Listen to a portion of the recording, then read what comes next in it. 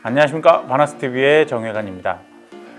오늘은 지금 민물낚시대를 소개해 드리려고 나왔습니다. 오랜만에 나온 민물낚시대 신제품입니다.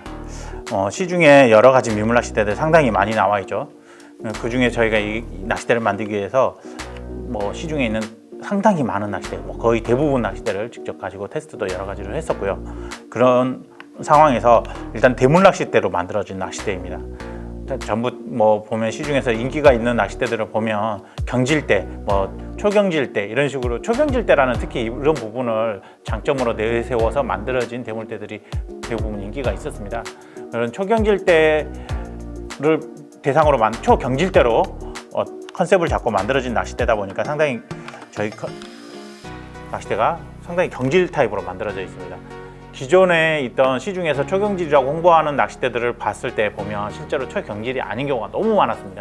우리 제품들과 비교를 해도 우리 제품 수준으로 봤을 때 이 정도면 중경질 수준밖에 안 되는데 이걸 경질대로 홍보를 하네? 이런 낚시대들이 상당히 많았고요. 이런 부분은 어쩔 수 없는 부분이라고 생각을 하고 있습니다. 회사마다 기준이 사실은 명확하게 있는 게 아니라 각자의 회사 기준에서 이건 경질대다 아니다, 중경질이다 이런 기준이 있다 보니까 회사마다의 공통된 기준이 아니다 보니까 그렇게 홍보할 수는 있다라고 보는 부분이 있는데요. 일단 저희 같은 경우는 저희 기준에서 초경질은 국내의 대부분의 민물낚시대 회사에서 경질이라고 말하는 낚시대 중에 가장 경질이라고 보시면 됩니다. 그래서 제압력이 가장 강한 상태입니다. 허리 부분 제압력이라든지 이런 부분은 상당히 유리하고요. 저희 기존에 많이 판매됐던 강궁 프라임 초경이라는 낚시대가 있습니다. 이것도 마찬가지로 초경질대로서 인기가 대물낚시대에서 많았고요. 마찬가지로 허리 힘이 상당히 강합니다. 그래서 제압력, 압치기 이런 부분이 상당히 유리하죠. 일단 손맛을 위한 낚시대가 아니기 때문에 기존의 어떤 다른 낚시대들 무게만 중시한 낚시대들에 비하면 아무래도 무게는 약간 올라갈 수는 있습니다. 그렇지만 그 낚시대들을 이용을 했을 때 손맛대는 말 그대로 작은 고기라도 잡았을 때 손맛을 보다 보니까 허리가 많이 휘어지고 힘이 없어서 대물 제압이 힘들지만 지금 이 낚시대 컨셉상 상당히 대물 낚시를 위한 낚시대이기 때문에 그런 부분에서 상당히 제압이 유리하고요. 압치기도 유리하고요. 낚시대는 전반적으로 이런 어두운 색, 중후한 어두운 색의 펄이 들어가 있는 컬러로 되어 있습니다. 그리고 이 낚시대에 적용된 가장 큰 핵심은 일단 초고탄성 46톤 카본을 이용을 했고요. 46톤 카본을 적용을 해서 경질에 탄성이 상당히 좋습니다. 그리고 무게도 많이 가벼워졌고요. 거기에 무게 밸런스를 위해서 최대한 가볍게 만들려고 노력을 했습니다. 하지만 초경질대다 보니까 아무래도 무게보다는 어떤 제압력을 중시한 낚싯대 컨셉이라고 보시면 됩니다. 그리고 저희 그동안 있었던 이름은 무궁 마스터인데요. 기존에 있던 무궁 시리즈의 어떤 최신 버전이라고 보실 수 있습니다. 그래서 무궁화 무늬를 넣었고요. 보시면 원단의 무늬가 새롭게 적용이 되어 있습니다. DH 예전에 아주 오래전에 저희 회사에서 10여 년 전 이때쯤 더 오래전부터 DH 공법이라고 해서 상당히 유명했고 낚시대 회사에서는 유명했던 공법이 있습니다.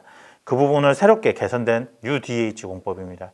그래서 자세히 보시면 무늬가 상당히 아름답게 구성이 되어 있고 겹쳐져 있습니다. DH 공법 원단의 특성상 겹쳐서 실제로 눈에 보이는 공법입니다. 기존의 다른 회사들도 비슷한 컨셉의 DH 공법들을 쓰는 곳들이 일부 있었지만 눈에 띄지 않습니다. 그런 부분은 원단의 무늬로 볼 수가 없는 부분인데 여기는 정확하게 원단이 두 가지 방향으로 겹쳐 있는 부분이 보입니다. 그래서 아름답게 구성이 되어 있습니다. 그리고 상당히 경이 얇게 만들어져 있습니다.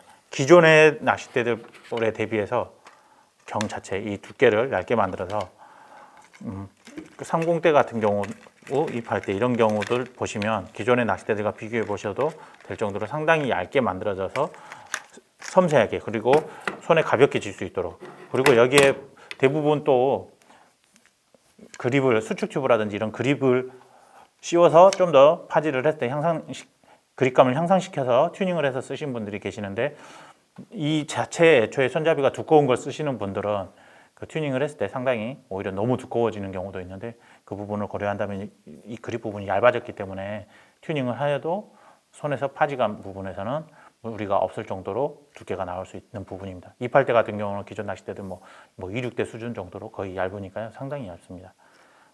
그리고 무늬도 보시면 상당히 아름답게 되어 있고요. 그리고 파지를 했을 때 미끄럽지 않도록 튜닝을 굳이 하지 않아도 될 정도로 보시면 미끄럼 방지 그립이 적용이 되어 있습니다. 그래서 일단 붕어 낚시대로서는 초경질 뭐 어떤 민물낚시 어종을 잡더라도 뭐 대부분 뭐 붕어, 어차피 붕어 주로 붕어 위주로 만들어졌지만 향어 낚시라든지 이런 부분도 어느 정도 가능한 부분이라고 볼 수 있고요. 어쨌든 시중에 나와 있는 경질 낚싯대들에 비해서 가장 초경질적으로 보시면 될 것 같습니다.